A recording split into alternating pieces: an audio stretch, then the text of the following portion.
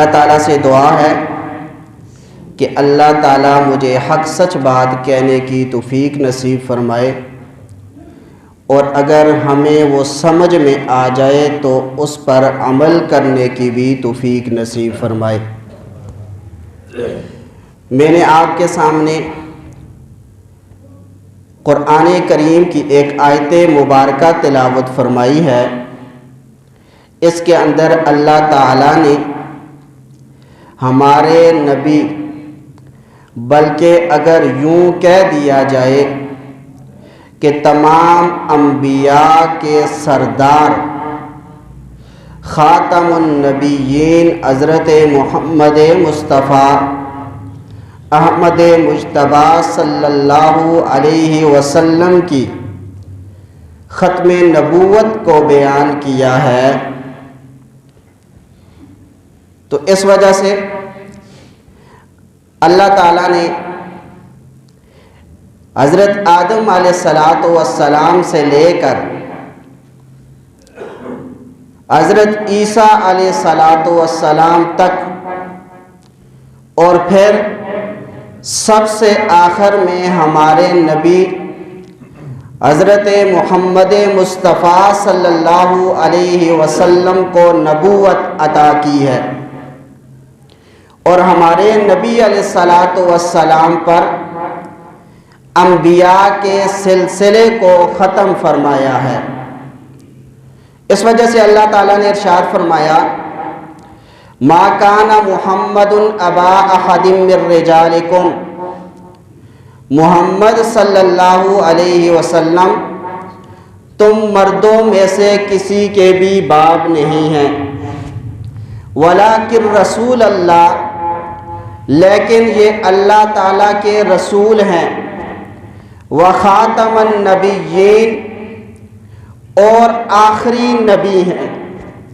گویا کہ اس آیت کے اندر اللہ تعالیٰ نے نبی علیہ السلام کی ختم نبوت کا تذکرہ کیا ہے، اور نبی علیہ السلام کی ختم نبوت پر ایمان لانا یہ ضروریات دین میں سے ہے۔ کیوں؟ اگر کوئی شخص اللہ کے نبی صلی اللہ علیہ وسلم کی ختم نبوت پر ایمان نہیں لاتا تو یہ شخص گویا کہ ضروریات دین کا انکار کرتا ہے، اور ضروریات دین کا جو شخص انکار کرتا ہے تو وہ شخص مسلمان نہیں رہ سکتا بلکہ وہ کافر ہوتا ہے۔ تو اس وجہ سے اللہ کے نبی صلی اللہ علیہ وسلم یہ خاتم النبیین ہیں، آخری نبی ہیں، ان کے بعد کسی اور نبی نے پیدا نہیں ہونا، تو اس کا تعلق ضروریات دین سے ہے۔ ضروریات دین کسے کہتے ہیں؟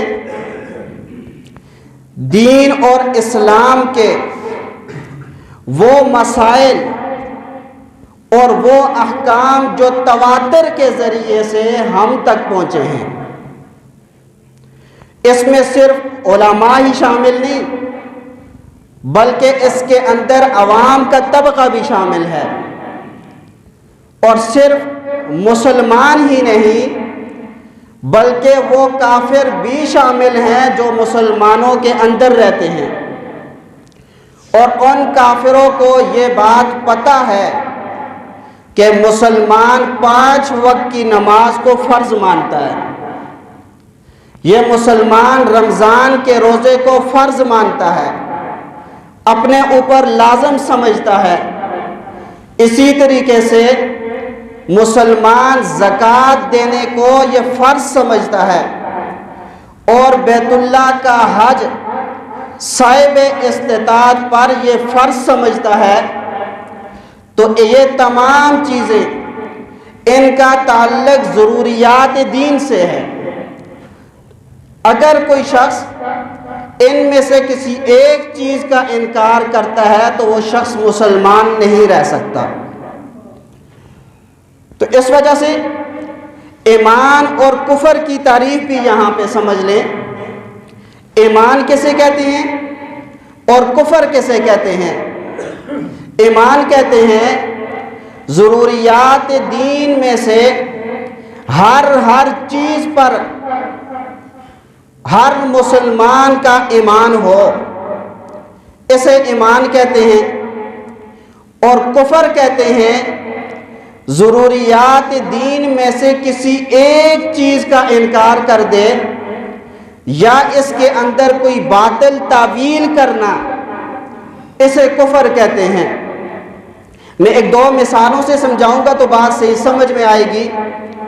مثلا دیکھیں، ایک شخص کہتا ہے کہ میں نماز کو مانتا ہی نہیں، تو اب اس نے ضروریات دین میں سے ایک ضرورت جسے نماز کہتے ہیں اس کا انکار کیا ہے، تو لہذا یہ شخص مسلمان نہیں ہو سکتا بلکہ کافر ہے.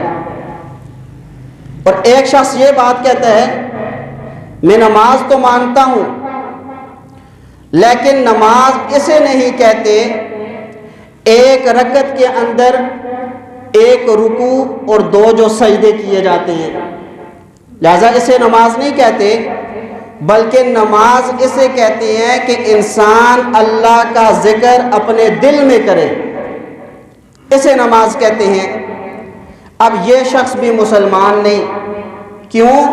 ہم نے کفر کی تعریف کے اندر یہ بات کہی تھی، اگر کوئی شخص ضروریات دین میں سے کسی کا انکار کرتا ہے، مثلا جیسے پہلے شخص تھا کہ کہتا ہے میں نماز کو فرض مانتا ہی نہیں، تو گویا کہ ضروریات دین میں سے ایک چیز کا اس نے انکار کر دیا، تو یہ مسلمان ہی نہ رہا. اور دوسرا کہتا ہے میں نماز تو فرض مانتا ہوں لیکن نماز کے معنی میں وہ باطل تعویل کرتا ہے کہ نماز اسے نہیں کہتے کہ جس کے اندر ایک رکوع اور دو سجدے ہوں، بلکہ ذکر اللہ کو کہتے ہیں دل کے اندر اللہ کا ذکر کیا جائے، اسے نماز کہتے ہیں. تو یہ باطل تعویل کرنے کی وجہ سے یہ شخص مسلمان نہیں ہے. دوسری مثال، ایک شخص کہتا ہے کہ ہم حضرت محمد صلی اللہ علیہ وسلم کو نبی ہی نہیں مانتے، تو اب یہ شخص مسلمان نہیں ہے. کیوں؟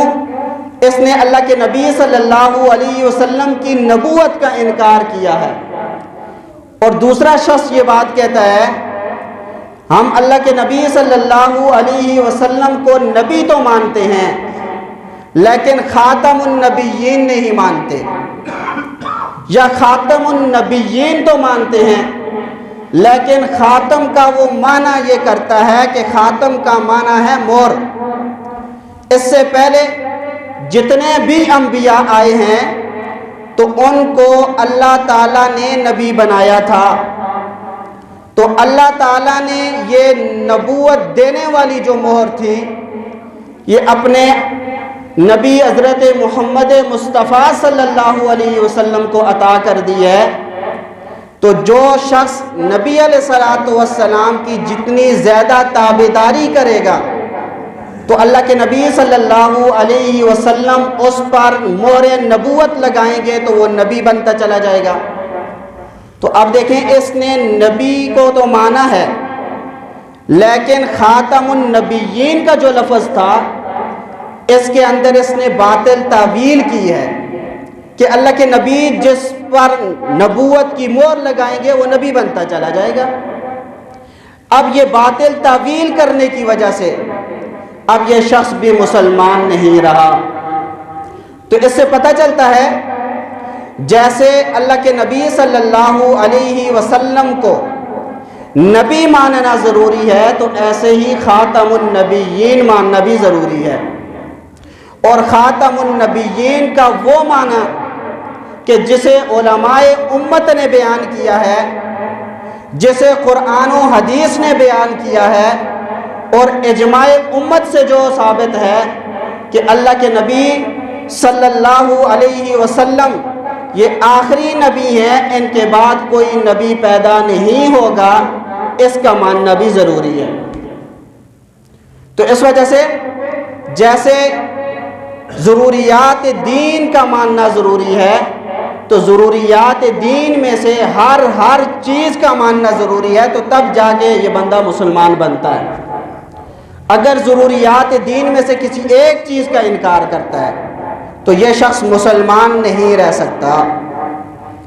حضرت مولانا امین صفتر اکاڑوی رحمۃ اللہ علیہ، یہ ہمارے بزرگوں میں سے بہت بڑے بزرگ گزرے ہیں۔ یہ عالم بھی تھے، مناظر بھی تھے، اور سرکاری اسکول کے ٹیچر بھی تھے۔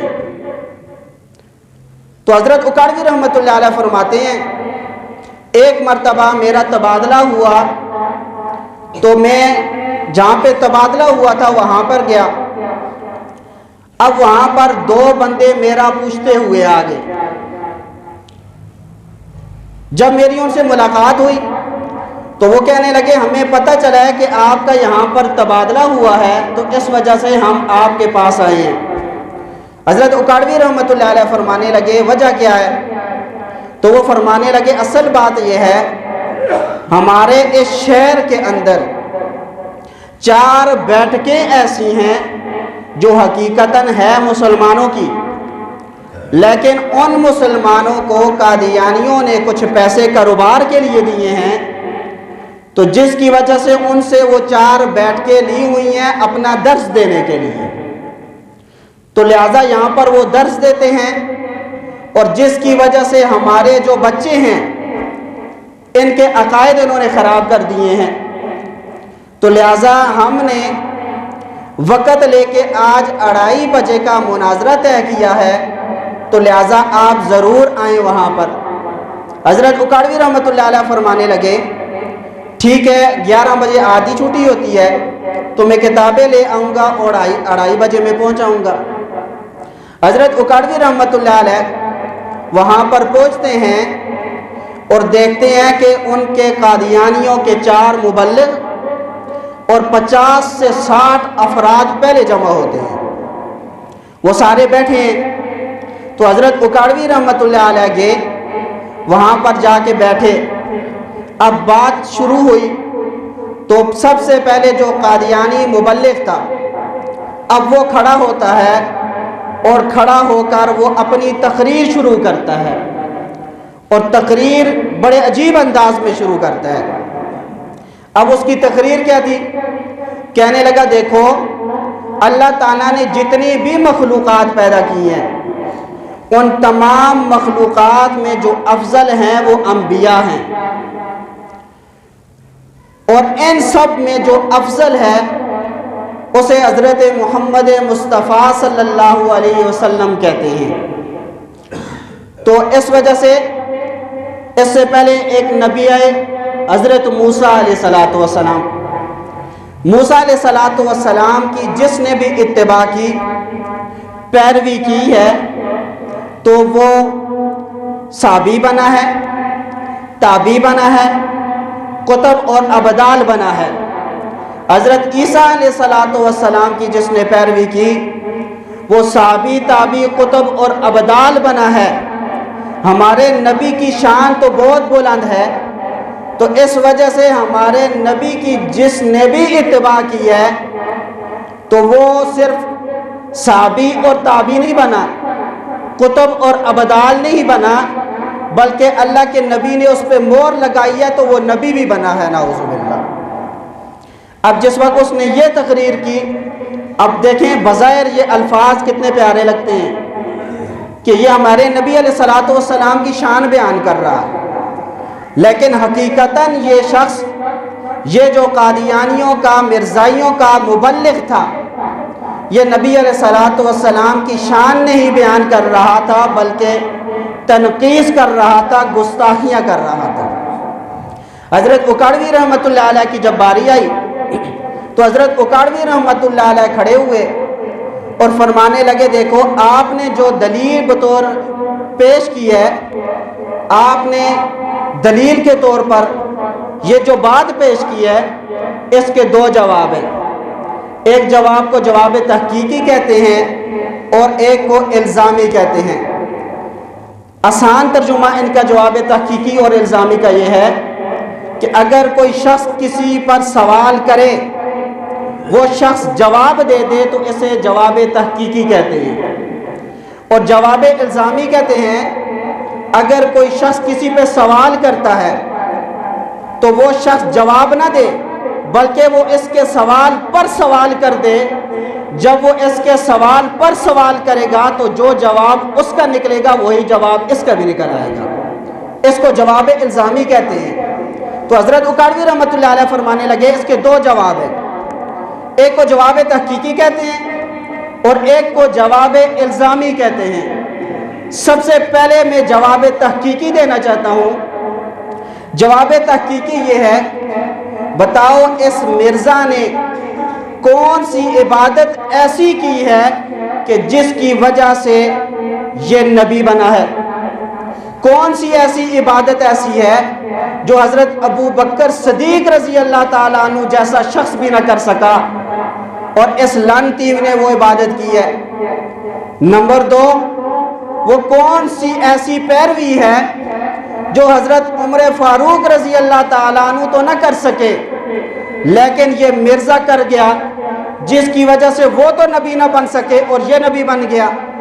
حالانکہ حضرت عمر فاروق رضی اللہ تعالیٰ عنہ کے بارے میں اللہ کے نبی صلی اللہ علیہ وسلم نے خود فرمایا ہے، لو کان بعدی نبی لکان عمر، اگر میرے بعد کوئی نبی ہوتا تو عمر ہوتا، تو میرے بعد چونکہ نبی کوئی نہیں تو اس وجہ سے عمر بھی نبی نہیں، کیونکہ میں خاتم النبیین ہوں۔ تو اب مجھے بتاؤ کہ اس نے کون سی ایسی عبادت کی ہے کہ جو صحابہ تو نہ کر سکے، حضرت ابو بکر صدیق نہ کر سکے، حضرت عمر نہ کر سکے، حضرت عثمان حضرت علی نہ کر سکے، حضرت معاویہ رضی اللہ تعالیٰ عنہ جیسے شخصیت یہ نہ کر سکی، اور اس مرزے نے عبادت کی ہے اور یہ نبی بن گیا ہے۔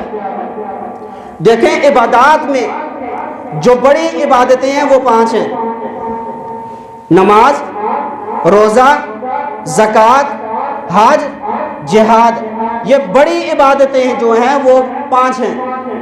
اب ابتداءً سے شروع کرتے ہیں۔ سب سے پہلی چیز ہے نماز۔ اب نماز کو دیکھو اور مرزا قادیانی کی زندگی کو دیکھو۔ نماز کے بارے میں خود اس کی اپنی کتاب ہے ایک سیرت المہدی، اس کے اندر یہ خود لکھتا ہے کہ زندگی میں اس نے کبھی بھی نماز مسجد میں نہیں پڑھی، کبھی بھی مسجد میں نماز نہیں پڑھی، اور یہ نماز پڑھتا تھا تو گھر میں پڑھتا تھا۔ اور عجیب بات یہ ہے، پڑھتا بھی اس کی 9 نوکرانیاں تھی اور ایک منشیانی تھی اس کے ساتھ پڑھتا تھا۔ عجیب بات یہ ہے، ایسا شخص نبی ہو سکتا ہے؟ نمبر 2، زکوٰۃ کو لے لیں۔ اب زکوٰۃ کی باری آئے تو اس نے خود اپنی کتاب کے اندر لکھا ہے کہ زکوٰۃ کی جب باری آتی تھی تو یہ خود یہ بات کہتا تھا کہ میں تو بہت زیادہ غریب ہو گیا ہوں، میں اتنا غریب ہو گیا ہوں، میرے پاس پیسے ہی نہیں ہیں، جب پیسے نہیں ہیں تو زکوٰۃ کیسے دوں گا؟ تو اس سے پتہ چلتا ہے نہ تو اس نے نماز کی عبادت کی نہ زکوٰۃ کی تھی، باقی رہ گیا روزہ۔ اور اس کی سیرت المہدی میں ہی لکھا ہے کہ اس نے زندگی میں ٹوٹل 1 روزہ رکھا ہے، دوسرا روزہ رکھا تھا تو اسے بیماری ہو گئی تھی جس کی وجہ سے یہ روزہ رکھ ہی نہیں سکا۔ تو اب پوری زندگی میں جو روزہ بھی 1 رکھے وہ نبوت کا دعویٰ کرنا پھر جائے۔ اور ایک عبادت ہے جس کو جہاد کہتے ہیں۔ جہاد کے بارے میں یہ کہتا ہے کہ میں نے 50 الماریاں کتابوں کی ایسی بھر دی ہیں جس کے اندر میں نے یہ بات لکھی ہے کہ جہاد منسوخ ہو گیا ہے۔ جہاد کی منسوخیت پہ اس نے کتابیں لکھی اور انگریز کا ساتھ دیا۔ ہمارے اکابر ادھر لڑتے رہے اور یہ ادھر جہاد کی منسوخیت پہ دلائل لکھتا رہا۔ دلائل تو نہ کہو، شوشے کہو، تو وہ لکھتا رہا۔ تو اس سے پتہ چلتا ہے 4 عبادتیں تو اس نے کی نہیں، 5ویں رہ جاتی ہے حج۔ تو حج کے بارے میں بھی اس نے یہ لکھا ہے کہ مجھے الہام ہوا ہے کہ میں یا تو مکہ میں جا کے مروں گا یا مدینہ میں مروں گا، خود یہ لکھتا ہے۔ پیر ماہر علی شاہ صاحب اپنی کتاب کے اندر لکھتے ہیں، فرماتے ہیں دیکھو میں نبی تو نہیں ہوں لیکن سچے نبی کا سچا امتی ضرور ہوں، تو مجھے بھی یہ الہام ہوا ہے اس جیسا دجال اور کذاب شخص کبھی مکہ اور مدینہ کا منہ بھی نہیں دیکھ سکے گا۔ حقیقتاً ہوا بھی ایسا ہی کہ پوری زندگی یہ نہ مکہ کو دیکھ سکا اور نہ مدینہ کو دیکھ سکا۔ اب خود اندازہ لگائیں، جو شخص نہ مکہ کو دیکھ سکا ہے نہ مدینہ دیکھ سکا ہے تو اس نے حج کہاں سے کیا ہے؟ اب یہ بڑی 5 عبادات ہیں تو گویا کہ اس میں سے کوئی عبادت بھی اس نے نہیں کی۔ جب اس میں عبادت کی نہیں، دعویٰ یہ تھا کہ میں نے نبی علیہ الصلوۃ والسلام کی اتباع اتنی کی ہے، پیروی اتنی کی ہے کہ نبی علیہ الصلوۃ والسلام نے مجھ پر نبوت کی مہر لگائی ہے، میں نبی بنا ہوں، تو ادھر عبادت تو ہے ہی نہیں تو نبی کیسے بنا؟ حضرت اکاڑوی رحمۃ اللہ علیہ نے فرمانے لگے یہ جواب تحقیقی۔ اب آئیں جواب الزامی کی طرف۔ جواب الزامی یہ ہے، حضرت اکاڑوی رحمۃ اللہ علیہ نے اسی مناظرے کے اندر انہی کی کتاب دافع البلاء ایک اٹھائی اور فرمانے لگے دیکھو اس کتاب کے اندر یہ بات لکھی ہوئی ہے، اسی کا ایک اتباع کرنے والا، اسی کا یوں کہہ لو کہ ایک چمچہ تھا، تو وہ یہ بات کہتا ہے کہ دیکھو میں نے اتنی زیادہ مرزا قادیانی کی اتباع کی ہے تو اللہ تعالیٰ نے مجھے بھی نبی بنا دیا ہے۔ تو مرزا قادیانی کہنے لگا یہ لعنتی شخص ہے، یہ مرتد ہو گیا ہے، یہ دین سے پھر گیا ہے، تو یہ کیسے نبی بن سکتا ہے؟ اور اس کا یہ جو مرید تھا یہ کہنے لگا میں خاتم الولایت ہوں، لہذا مجھ پر ولایت ختم ہو گئی ہے، تو میری اتباع کی وجہ سے کوئی بھی شخص اب ولی نہیں بن سکتا۔ تو اس وجہ سے جب اس کی اتباع کی وجہ سے کوئی ولی نہیں بن سکتا تو بتائیں ہمارے نبی علیہ الصلوۃ والسلام کی اتباع کرنے کی وجہ سے کوئی نبی کیسے بن سکتا ہے؟ تو پتہ چلا کہ یہ شخص دجال اور کذاب تھا، یہ جھوٹا شخص تھا، اس نے نبوت کا دعویٰ جھوٹا کیا تھا۔ آخری نبی حضرت محمد مصطفیٰ صلی اللہ علیہ وسلم ہیں۔ جب حضرت نے یہ تقریر کی تو اس کے بعد بیٹھ گئے، فرمانے لگے اٹھیں میری بات کا جواب دیں۔ اب جو وہ 4 مبلغ بیٹھے ہوئے تھے نا، اب وہ کھڑے ہوتے ہیں، ہاتھ باندھ دیتے ہیں اور فرماتے ہیں حضرت ہمارے پاس تو ان کا جواب ہے ہی نہیں، ہمارے پاس جو آپ نے اشکالات کیے ہیں، آپ نے اعتراضات کیے ہیں، ان کے جواب تو ہے ہی نہیں ہے ہمارے پاس، ہم کہاں سے جواب دیں؟ اب مناظرہ وہاں پہ ختم ہو گیا تو یہ آدمی چلے گئے۔ حضرت اکاڑوی رحمۃ اللہ علیہ فرماتے ہیں کہ یہی شخص 3-4 دن گزرے تھے، یہی میرے پاس پھر سکول میں آتے ہیں اور کہتے ہیں دیکھیں جب سے ہم نے آپ کے ساتھ مناظرہ کیا ہے، ہماری بحث آپ کے ساتھ ہوئی ہے، 4 دن ہو گئے ہمیں رات کو نیند نہیں آتی۔ حضرت اکاڑوی فرمانے لگے کیوں؟ فرمایا اس وجہ سے آپ نے دلائل ایسے دیے ہیں کہ ہمارے پاس جواب ہی نہیں۔ تو ہمارے 1-2 اشکالات اور ہیں، اگر آپ صاف کر دیں، اگر وہ ان اشکالات کو ختم کر دیں تو ہم بھی کلمہ پڑھ کے مسلمان ہو جاتے ہیں۔ حضرت اکاڑوی رحمۃ اللہ علیہ فرمانے لگے ٹھیک ہے پیش کرو۔ حضرت اکاڑوی رحمۃ اللہ علیہ کے سامنے انہوں نے ایک اشکال پیش کیا، وہ اشکال یہ تھا، کہنے لگے دیکھو کہ حضرت عیسیٰ علیہ السلام پر انجیل اتری تھی، آپ مانتے ہیں؟ حضرت اکاڑوی رحمۃ اللہ علیہ فرمانے لگے کیوں نہیں مانتے، ہم تو مانتے ہیں حضرت عیسیٰ علیہ السلام پر انجیل اتری ہے۔ جب حضرت عیسیٰ علیہ السلام پر انجیل اتری ہے تو قادیانی تو کئی صدیوں بعد آیا ہے نا، تو اس نے اپنی کتاب کے اندر لکھا ہے کہ جب مسیح آئے گا، اور یہ عبارت انجیل سے اس نے لکھی ہے، جب مسیح کا زمانہ آئے گا تو اس وقت 3 قسم کی علامات ظاہر ہوں گی۔ نمبر 1 قادسالی مسلط ہو جائے گی، نمبر 2 طاعون کی بیماری پھیل جائے گی، اور نمبر 3 یہ ہے کہ اس وقت لوگ بہت زیادہ تنگ ہو جائیں گے، پارشیں نہیں ہوں گی۔ تو لہذا یہ قادیانی کئی صدیوں بعد آیا، اس نے بات لکھی ہے تو لہٰذا وہ تو ایسا ہی ہوا ہے نا. تو اس کے دور کے اندر یہ تینوں نشانیاں ظاہر ہوئی کہ نہیں؟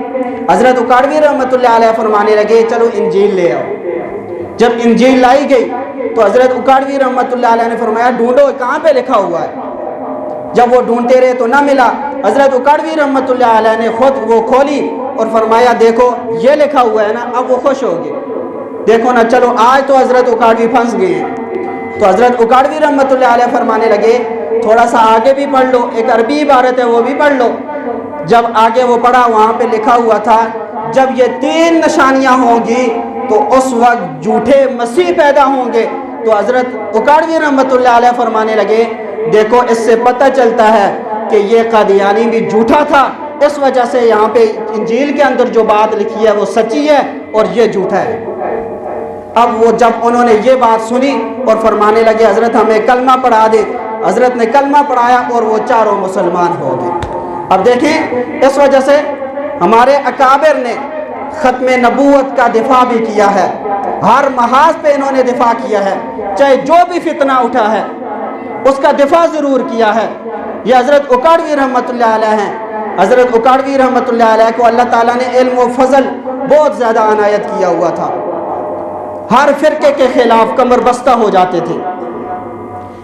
ایک مناظرہ تھا حضرت اکاڑوی رحمۃ اللہ علیہ کا قادیانیوں کے ساتھ. وہ کہنے لگا دیکھیں حضرت بات یہ ہے کہ آپ جو یہ بات کہتے ہو کہ اللہ کے نبی صلی اللہ علیہ وسلم کی ختم نبوت پر ایمان لانا یہ ضروریات دین میں سے ہے.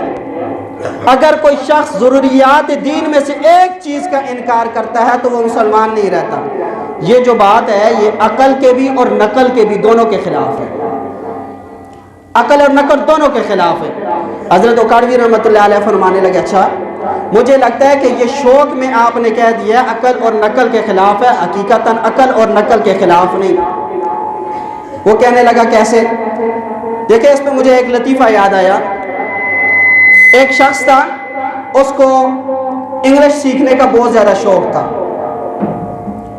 تو اب اس نے 2 لفظ سیکھ لیے یس اور نو, باقی تو آتی نہیں تھی. تو اس وجہ سے 2 لفظ اس نے سیکھ لیے یس اور نو. اب ایسا ہوا کہ انہی دنوں میں اسی کی جگہ پہ ایک شخص قتل ہو گیا. تو اس کو پکڑا پولیس والوں نے اور کہنے لگے کیا تو نے قتل کیا ہے؟ اب اسے شوق تھا انگلش کا تو اس نے کہا یس. انہوں نے پکڑ لیا, عدالت میں پیش کیا. عدالت نے پوچھا تو نے قتل کیا ہے؟ کہنے لگا یس. تو کس وجہ سے قتل کیا؟ کوئی وجہ تھی قتل کیا ہے؟ کہنے لگا نو. اب انہوں نے کہا چلو ٹھیک ہے چل پھانسی پہ چڑھ جائے. اب وہاں پہ جب پھانسی پہ چڑھایا جا رہا تھا تو پوچھا, کہنے لگا کہ مجھے کیوں پھانسی دی جا رہی ہے؟ تو جج نے کہا دیکھو بات یہ تو نے خود ہی تو ابھی بات کی ہے کہ میں نے اسے قتل کیا ہے اور بغیر کسی وجہ کے قتل کیا ہے. تو وہ کہنے لگا مجھے تو پتہ ہی نہیں ہے آپ نے کیا پوچھا اور کیا نہیں, میں تو انگلش سیکھ رہا تھا اور 2 لفظ آئے تھے تو مجھے کیا پتہ ان کا کیا مطلب ہے. تو اس وجہ سے حضرت اکاڑوی رحمۃ اللہ علیہ فرمانے لگے دیکھو بات یہ ہے یہ عقل اور نقل کے خلاف نہیں ہے.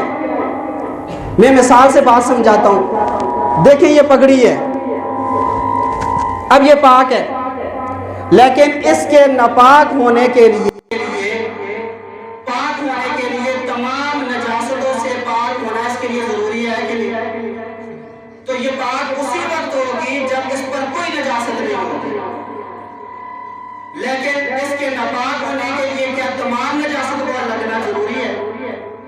صرف ایک نجاست اگر اس پر لگ گئی تو یہ پگڑی ناپاک ہو جائے گی. تو حضرت اکاڑوی رحمۃ اللہ علیہ فرمانے لگے دیکھو بالکل اسی طریقے سے اگر کوئی شخص ضروریات دین میں سے ہر چیز کو مانتا ہے تو وہ شخص مسلمان ہوگا. اور اگر کوئی شخص ایسا ہے کہ وہ ضروریات دین میں سے ہر چیز کو نہیں مانتا, کسی ایک چیز کا انکار کر دیتا ہے, جیسا اس پگڑی پہ ایک نجاست لگ جائے یہ ناپاک ہو جاتی ہے, ایسے ہی ضروریات دین میں سے کسی ایک چیز کا انکار کر دیتا ہے, یہ شخص مسلمان نہیں رہتا. تو لہذا عقل اور نقل تو یہ فیصلہ کر رہی ہے تو ایسے ہی حضرت نے فرمایا دیکھو یہ تو ہے کیا عقلی دلیل، اب آؤ نقلی دلیل کی طرف۔ اب دیکھیں شیطان نے عبادت بہت زیادہ کی ہے کہ نہیں، لیکن ایک سجدے کا انکار کیا، ایک سجدے کا انکار کیا، اور قرآن نے کہہ دیا فَكَانَ مِنَ الْكَافِرِينَ، یہ کافروں میں سے ہو گیا۔ تو بالکل اسی طریقے سے اگر بالفرض والمحال مان لیا جائے کہ اس قادیانی نے ساری عبادتیں کی ہیں، اس کے باوجود بھی اس نے ختم نبوت کا انکار کیا ہے نا، تو لہذا ضروریات دین میں سے ایک چیز کا انکار تو یہاں پر بھی پایا گیا ہے۔ جب ضروریات دین میں سے ایک چیز کا انکار پایا گیا تو بتاؤ یہ مسلمان کیسے ہو سکتا ہے؟ یہ مسلمان ہو ہی نہیں سکتا۔ تو اس سے پتہ چلا ضروریات دین میں سے ہر چیز کو ماننا ہر مسلمان پر ضروری اور لازم ہے۔ یہ ہمارا عقیدہ ہے کہ اللہ کے نبی صلی اللہ علیہ وسلم یہ آخری نبی ہے، یہ خاتم النبیین ہے، ان کے بعد جو بھی نبوت کا دعویٰ کرے گا وہ شخص کافر ہے، زندیق ہے، مرتد ہے، وہ مسلمان نہیں ہو سکتا۔ اور عقل اور نقل بھی یہی چاہتی ہے، قرآن و حدیث بھی یہی چاہتا ہے، اور اسی طریقے سے اجماع امت کا حوالہ بھی ایک پیش کرتا ہوں۔ علامہ مولا علی قاری رحمۃ اللہ علیہ نے الفقہ الاکبر کی شرح کے اندر یہ بات لکھی ہے، فرماتے ہیں دعوی النبوت بعد نبینا صلی اللہ علیہ وسلم کفر بالاجماع، ہمارے نبی صلی اللہ علیہ وسلم کی نبوت کے بعد دعویٰ نبوت کے کرنے والا بالاتفاق یہ شخص کافر ہے۔ تو آپ خود اندازہ لگا لیں تو یہ مسلمان کیسے ہو سکتا ہے؟ تو لہذا اس وجہ سے ہمیں چاہیے کہ ہم اللہ کے نبی صلی اللہ علیہ وسلم کی زندگی کا مطالعہ فرمائیں، ہمیں پتہ چل جائے۔ اب دیکھیں میں نے آپ کے سامنے کفر اور ایمان کی ایک تعریف پیش کی، اس پر مثالیں پیش کی، بات کتنی آسانی سے سمجھ آتی ہے۔ تو لہٰذا ہم جب مطالعہ کریں گے تو ہمیں یہ بات سمجھ آ جائے گی۔ تو اللہ سے دعا ہے جو کچھ کہا سنا اللہ تعالیٰ اس پر عمل کرنے کی توفیق نصیب فرمائے۔ وآخر دعوانا ان الحمدللہ۔